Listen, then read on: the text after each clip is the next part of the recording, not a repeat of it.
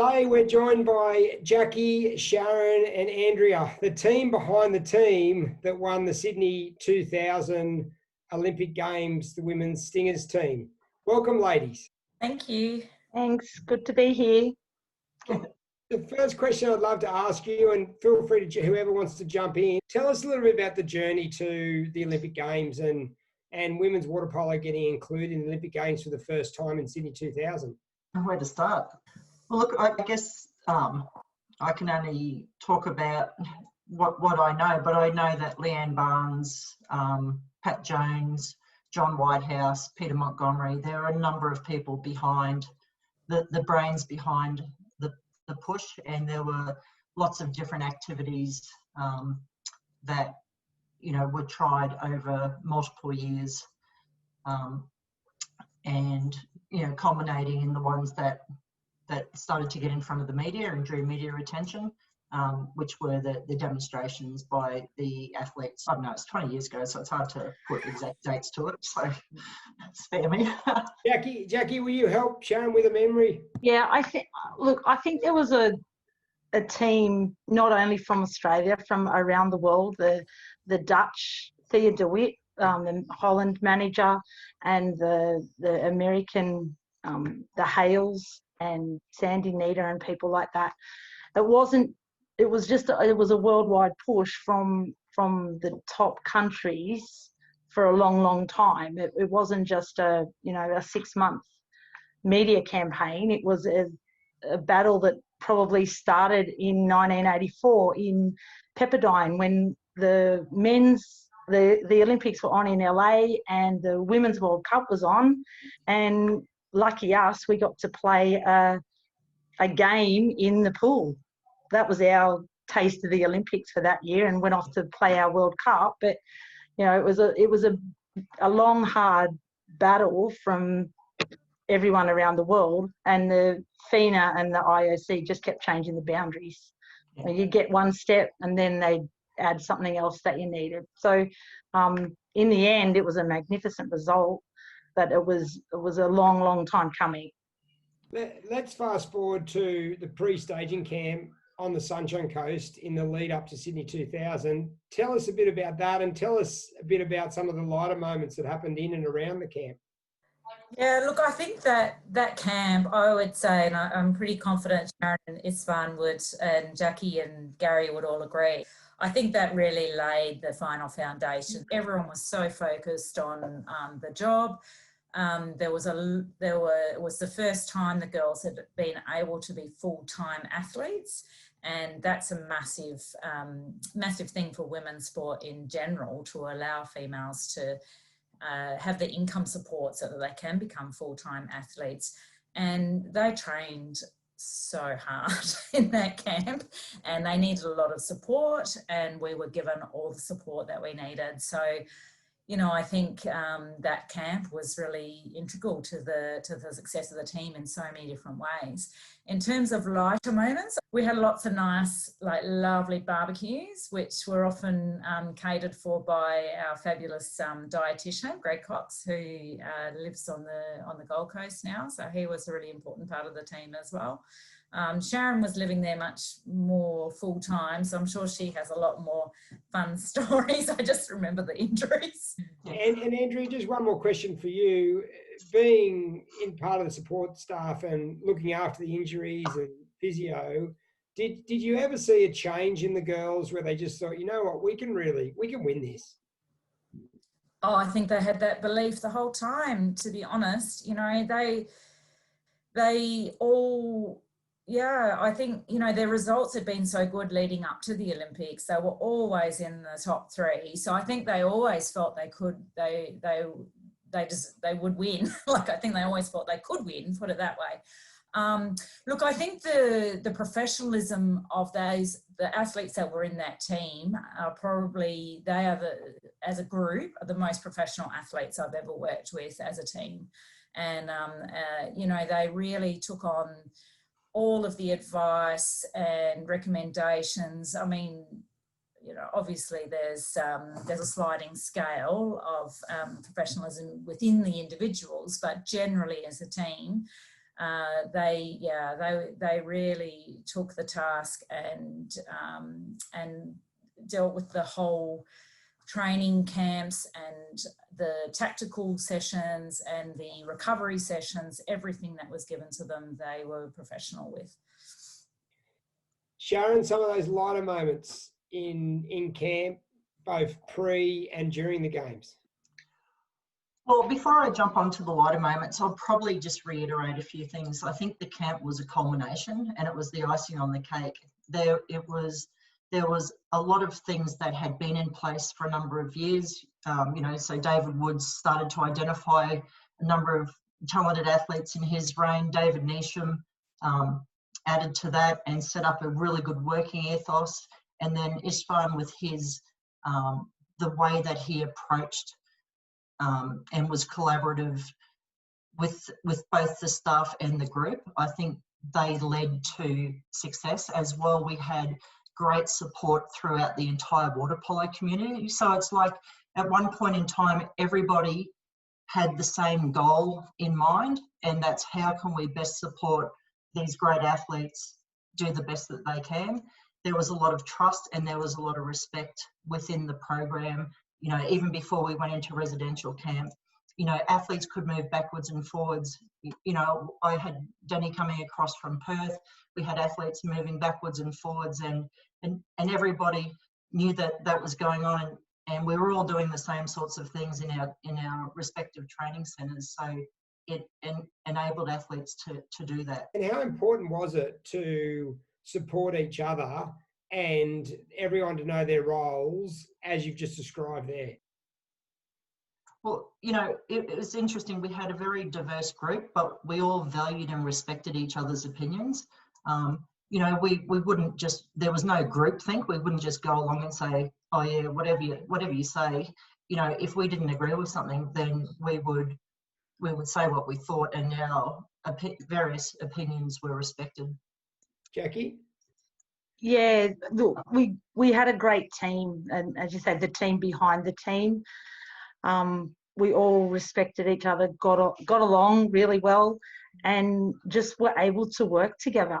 We had Gary Roberts in the coaching staff as well, and the manager and doctor, and there was a lot of support staff, and we were there. We worked together.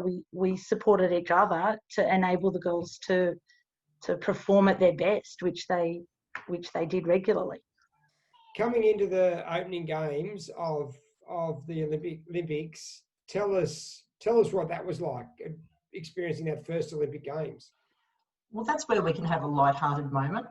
So just before I think when the girls were walking over for the presentation in the game versus Kazakhstan, I saw Andrea just accost Istvan, push him into some toilets, hand him a pair of pants that she'd taken from Grace, our team doctor, and said, put these on. And she's laughing because she knows this is true. But we didn't have a chance to be nervous as a staff before the game, because FINA had decided that we couldn't wear tracksuit pants, we had to wear formal pants. So luckily all the volunteers wore the same pants as the team pants. So Andrea's just rounded up 3 pairs of pants, and we've worn them for the first game. So right up to the last minute, there was changes being made that you had to make adjustments to. I just picked a volunteer that was around my size and said, I need your pants. And she said, but I need my pants. And I said, not as much as I do. And so she wore my pants. And I think, Sharon, you unfortunately ended up with someone who didn't quite have the same body odor as one would expect. So cleanliness. So yeah, that was quite funny. So moving into the actual Olympics itself and those games, the preliminary games and the games leading up to the gold medal game, is there aspects of those games that stand out for you as a coaching and support staff?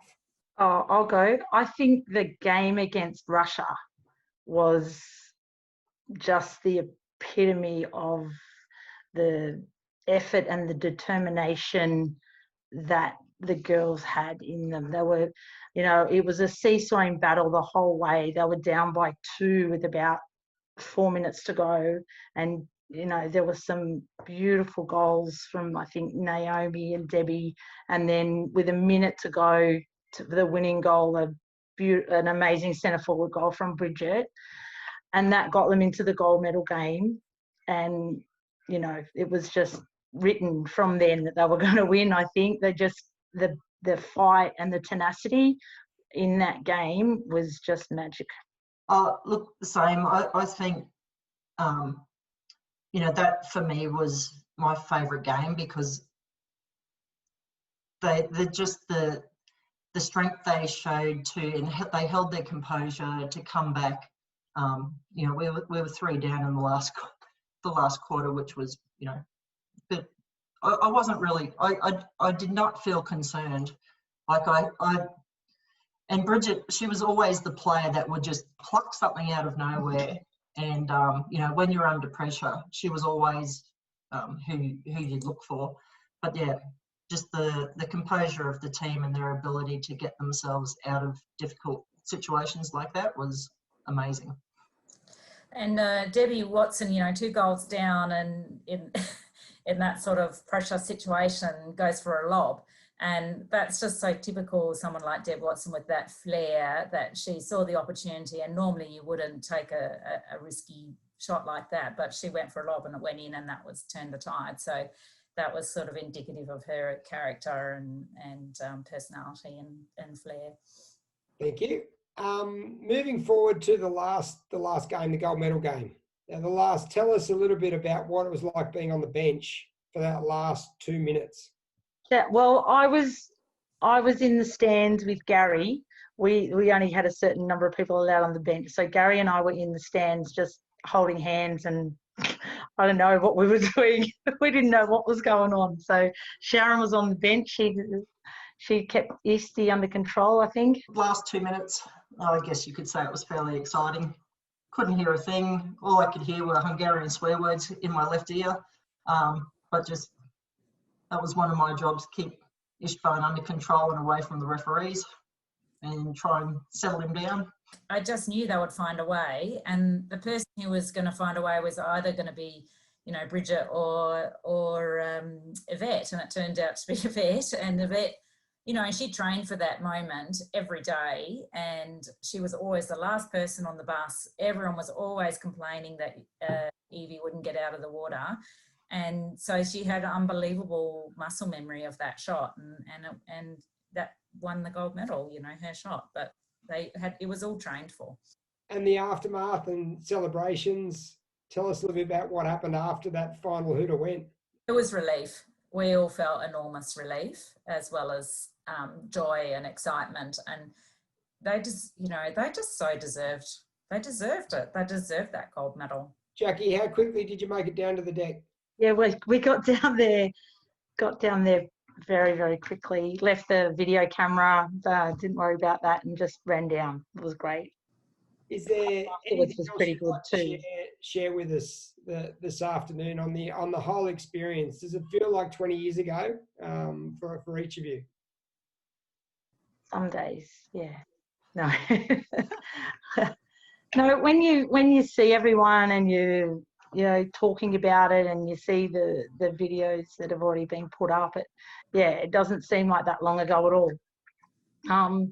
And I think because we were so well matched and together as a team, these people are our friends for life. And it doesn't matter, you know, I haven't seen Andrea for a long time, but you know, we've still got that bond. And saw Sharon in Brisbane in January, and you know, it's like you saw each other yesterday. So we'll always have that lifelong bond with the girls and with each other. And Jackie, before heading over to Sharon, Istvan, like as a coach and a person, what was he like?